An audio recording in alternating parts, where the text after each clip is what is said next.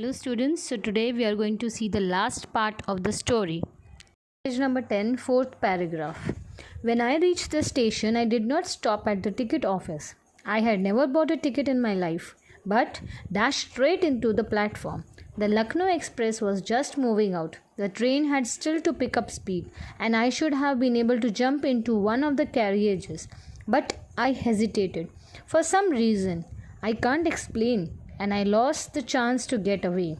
When the train had gone, I found myself standing alone on the deserted platform. I had no idea where to spend the night. I had no friends, believing that friends were more trouble than help, and I did not want to make anyone curious by staying at one of a small hotels near the station.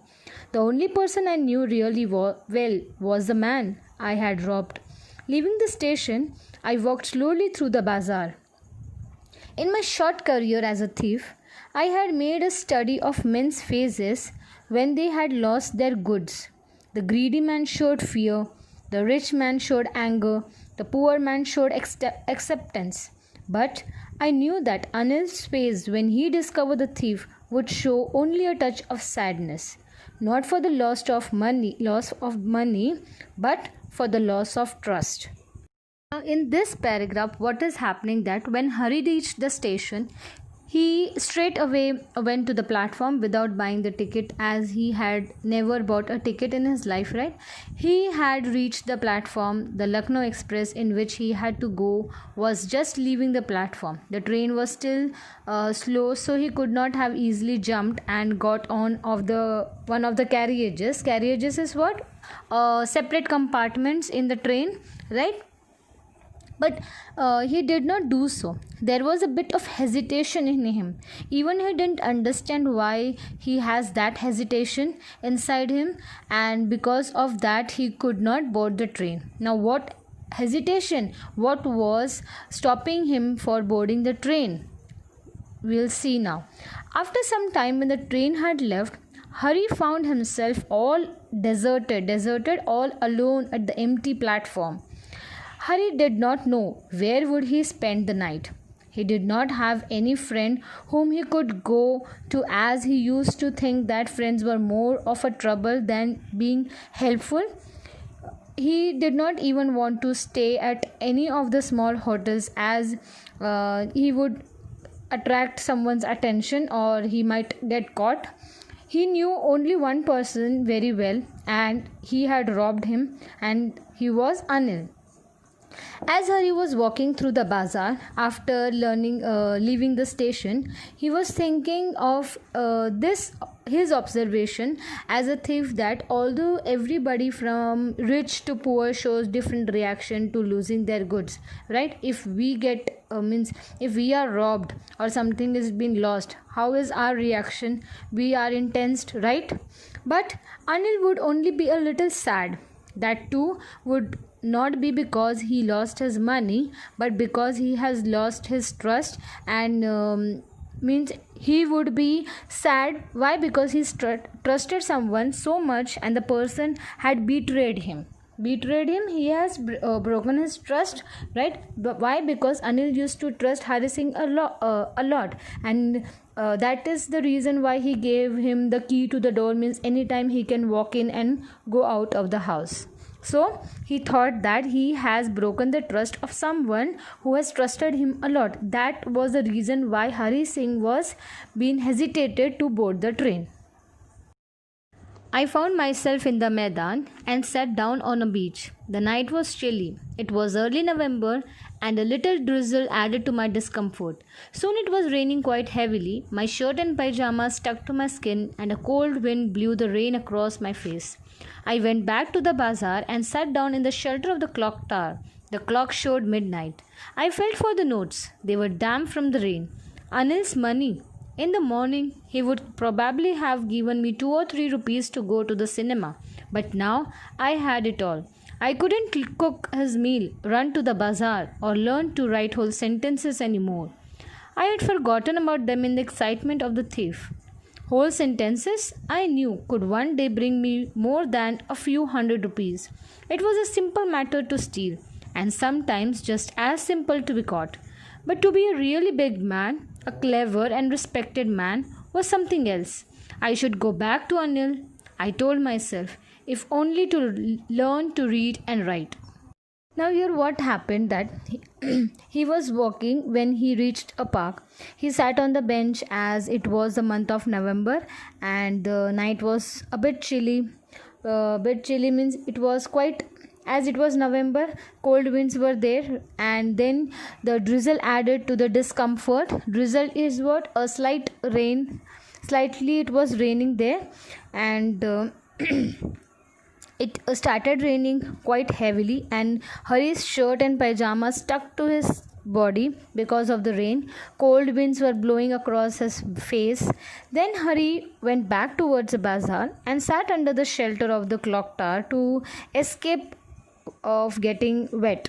It was 12 by the clock tower. Clock tower is what? A tower forming a part of church building where a large clock is there on the top of it to escape from getting wet. Then again Hari started thinking that it was Anil's money, and if he had not stolen it, Anil would have surely given him 2 or 3 rupees to go for a movie. But now, as he had stolen it, he had it all, and now he won't be able to make his tea or do groceries for Anil anymore, nor he would be able to learn to write the whole sentences ever in his life, because he has robbed him and he ran away. He did not realize that he would be losing all these in the excitement of stealing the money. He knew that if he could learn to read and write, he could earn much more money than the few hundred rupees which he was having, and that too with honesty, right? And he knew that if it was very easy to steal something from someone, but sometimes it was that easy to get caught by someone. He knew that if he learned to read and write, he could surely become a big and a respected man one day. And then Hari told himself that he should go back if he wanted to learn to read and write, and also if he wanted to be a big man one day. Big man one day, if he wanted to be a successful man, a respectful man one day, he should go back to Anil and confess what he has done. I hurried back to the room feeling very nervous, for it is much easier to steal something than to return it undetected. I opened the door quietly, then stood in the doorway in the clouded moonlight. Anil was still asleep. I crept to the head of the bed, and my hand came up with the notes. I felt his breath on my hand. I remained still for a minute. Then my hand found the edge of the mattresses and slipped under it with the notes. I woke next morning to find that Anil had already made the tea. He stretched out his hand towards me. There was a 50-rupee note between his fingers. My heart sank. I thought I have been discovered. I made some money yesterday, he explained. Now you will be paid regularly. My spirits rose, but when I took the notes, I saw it was still wet from the night's rain. Today we will start writing sentences, he said. He knew, but neither his lips nor his eyes showed anything. I smiled at Anil in the most appealing way, and the smile came by itself without any effort. Now coming to the end part of the story. Hari went back to Anil's room, and he was very nervous because he knew that if it was much more difficult to return stolen thing without being caught, so he was nervous. As Anil was still asleep, Hari went near his bed and took out the notes. As he was going near the mattresses, his hand would feel Anil's breath on his hand. Hari became still nervous, and he stopped for a moment, found the edges of the mattresses, and finally slipped the money under the mattress. He kept the money under the mattress. The next morning, what happened? Hari woke up a little late, and till then, what happened? Anil had already prepared the tea.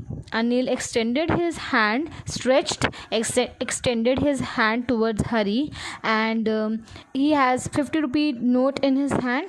Hari thought that he had been caught now. He suddenly Anil explained that he had made some money the day before, so he was giving him 50 rupees. He also said that he would be paying Hari regularly. Hari was really happy, but when he took the notes in his hand, he saw that it was still wet from the last night. He also told Hari that that day he would teach him to write complete sentences. Hari realized that Anil had come to know that he had been stolen the money that day, and it was wet. But the great thing that happened was that he did not let it show on his face or through his words. Hari again smiled at Anil in his most appealing way, and Anil's smile also came to his face without any effort. Without any effort means he smiled naturally towards him. By looking, Hari's sincerity is his honesty, right?